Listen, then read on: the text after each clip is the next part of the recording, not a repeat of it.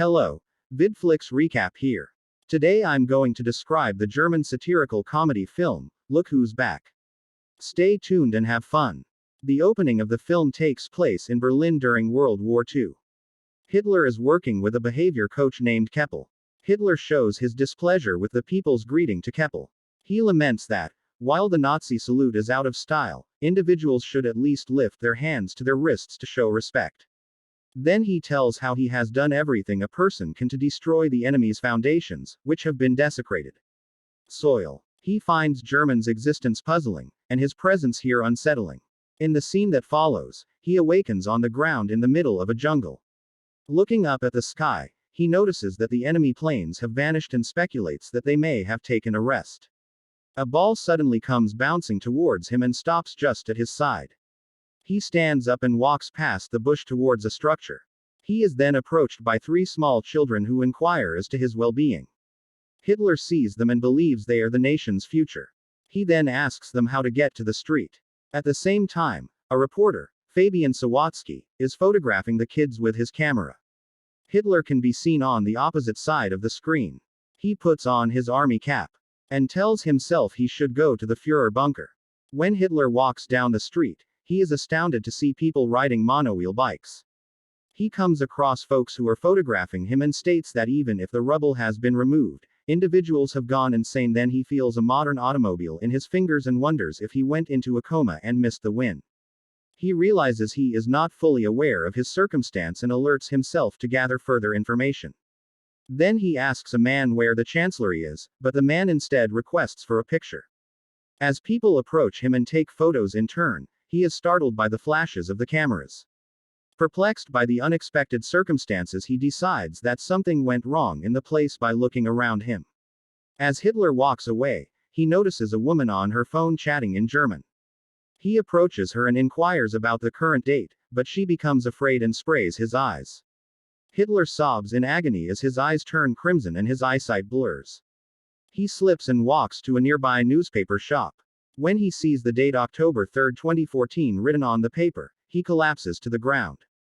Kerner, the leader of a TV station, hails Mr. Christoph Sensenbrink for doing a good job as the deputy's head somewhere else. He provides a better option but instead names another employee, Miss Katja Bellini, as her replacement. As the chief executive officer, Christoph is astonished and unsatisfied as a result of this. He comes into his office and pours his rage on Fabian, a struggling filmmaker. Despite his best efforts to persuade his employer, Fabian is sacked and thrown away by the guards. Some minutes later, Hitler awakens at the newsstand and inquires about the date with the proprietor. He affirms that the year is indeed 2014. A perplexed Hitler wonders if the shopkeeper has kidnapped him and fears that everything is a ruse by the enemy's secret service. He threatens to murder the whether he is working with the enemy, but the shopkeeper instead gives him a bar of chocolate. After much fight, Hitler unlocks it and sniffs it. He proclaims it to be industrially pressed grain and asks the shopkeeper if there is still a bread scarcity. The shopkeeper, mistaking Hitler for an actor, asks whether they are filming a documentary anywhere nearby. The shopkeeper then remarks that he resembles the Führer, to which Hitler responds that he is the Führer. Following that, Hitler notices a Turkish newspaper and inquires whether the store carries Stürmer or Panzerbar. According to the merchant, he has more Turkish clientele. Hitler is taken aback by the presence of Turks in Berlin. He then begins gathering information from the newspaper. While reading it, he assumes that he did not win the war previously and that Germany was left in the hands of clumsy ladies with the charisma of a wet noodle. He also bemoans the existence of Poland and declares the war a terrible failure. Meanwhile, Fabian sobs as he watches his soccer video reporting and laments his firing.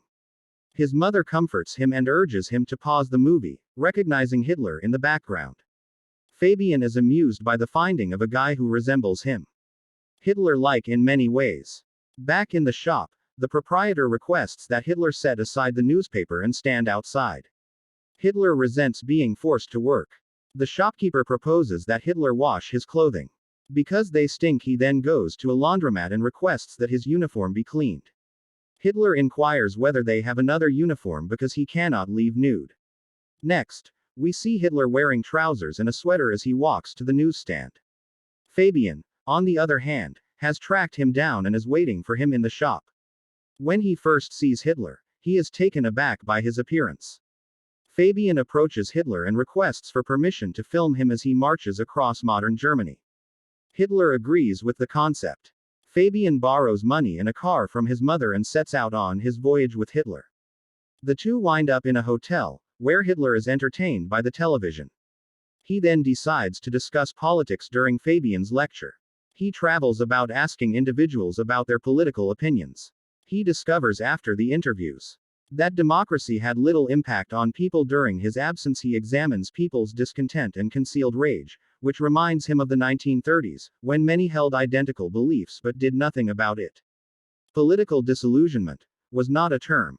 People inform Hitler about the country's immigrant problem, prompting Hitler to promote his theory that mixing races does not work. Later, Fabian questions Hitler about the origins of his distinctive mustache.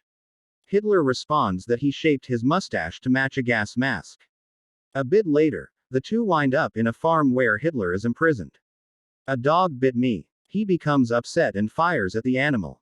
Fabian scolds him and takes the rifle from him. Fabian gradually runs out of energy as the tour progresses. Of money, but he devises a strategy and persuades passers-by to have their sketches made by Hitler. Hitler creates snarky drawings that people find amusing and pay for. They resume their journey once they have enough money. Back in town, Fabian shows Christoph a video of Hitler. The video has received a large number of views since Fabian posted it on the internet. The enormous amount of views in the video impresses Christoph. He requests Hitler's name and phone number from Fabian. Following our meeting, Christoph feels Hitler is insane and requests that Fabian remove him from the office. Before departing, Hitler approaches the director's office and asks her to help him preserve Germany. "Are you interested in the?" Bellini inquires about the proposal. She instantly requests that her aide develop a proper TV format for transmitting the Führer on Hitler's concept. Fabian then threatens Christoph with taking Hitler away unless he returns his job. When Christoph learns of this, he hires him as a kitchen boy and promises to advance him when a new editing position becomes available. Hitler is later assigned a table in the TV studio.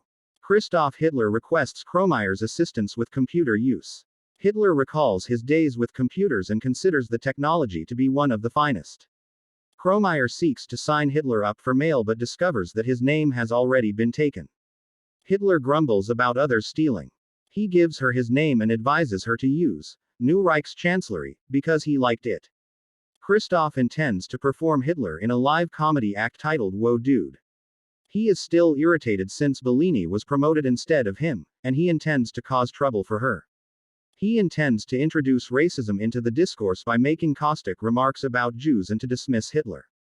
The show begins, and the host, Witzigmann, summons Hitler to the stage. The audience gossips about Hitler's appearance, but when Hitler looks at them, the hall becomes silent. Hitler quickly breaks the stillness, but does not read the lines as written. He explains that he is supposed to crack a joke on immigrants but will not do so.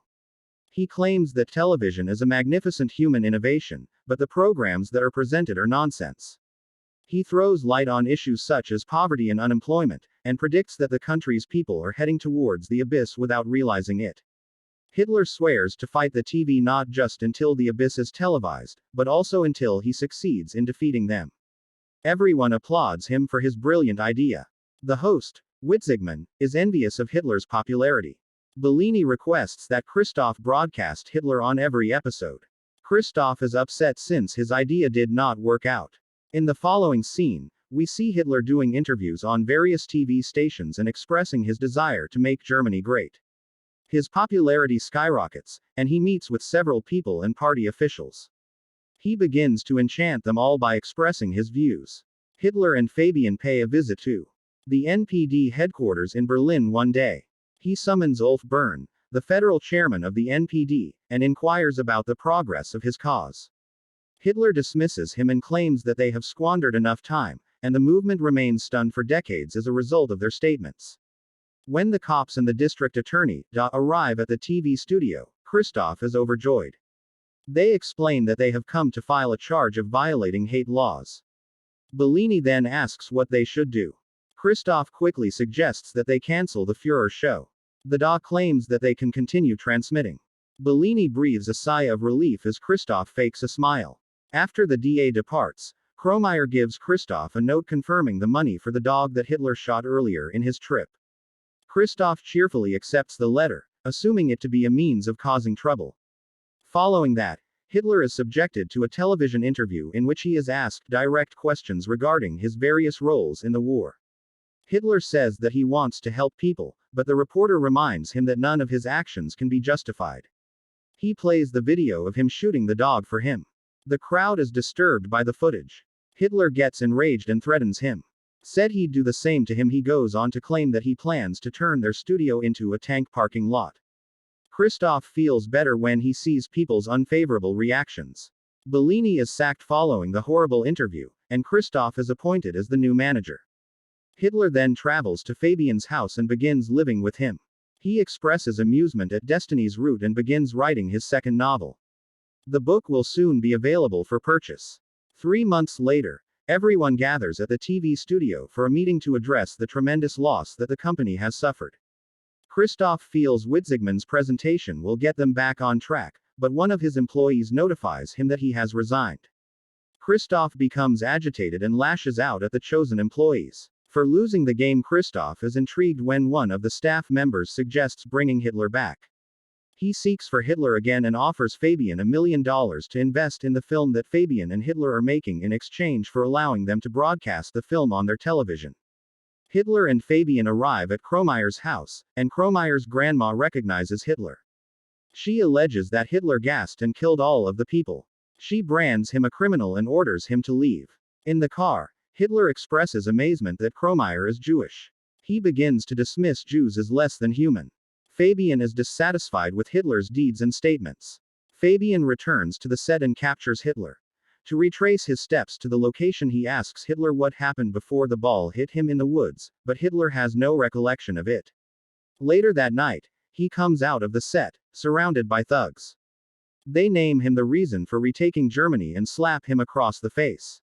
When Hitler opens his eyes, he is in a hospital in front of Bellini. At the same time, Fabian watches the film he recorded about the lads and soccer. He examines it closely and discovers Hitler has risen from where he was sleeping. Fabian is taken aback by what came before it. He rushes to the location and discovers a sign indicating the historical location of the Führer bunker. Fabian rushes to the hospital but is unable to locate Hitler. Bellini announces that he is on his way to the set. Fabian reveals that he is the genuine Adolf Hitler, but Bellini is skeptical. Fabian behaves insane and tries to express his theory in a frenzied manner. The guards attempt to apprehend him, but he flees. Fabian then arrives on set and points a gun at Hitler. When asked about his identity, Hitler says he never pretended to be someone else. Fabian claims that Hitler's propaganda is deceiving people, to which Hitler responds that voters elected a leader who publicly expressed his entire ideology in 1933. Fabian propels Hitler to the summit of a structure with his gun. He seizes Hitler and proclaims him a monster. In response, Hitler says that ordinary people elected an extraordinary leader and entrusted the fate of the country to him. He argues that people choose him because they have similar values in their hearts. Fabian, outraged, shoots Hitler, causing him to slide down the building and onto the street. Soon after, Fabian hears Hitler's voice, who says that no German will be able to get rid of him. And Hitler, who had just been hurled down, reappears just behind it. Just then, Bellini orders a cut in the studio, and everyone applauds the shoot. It turned out to be a film set with a random actor playing the lead. The part of Fabian Hitler then begs everyone to remember their friends who were unable to join them. Kromeyer is sobbing somewhere else, observing Fabian through a hole in the mental ward. After the film's success, Hitler and Bellini are in high demand for autographs and interviews. People on the street seem fond of Hitler and greet him with respect as they pass by a car. Subscribe for more videos like this, enable notifications, and leave a like to support the channel. Thank you for watching, and God bless you.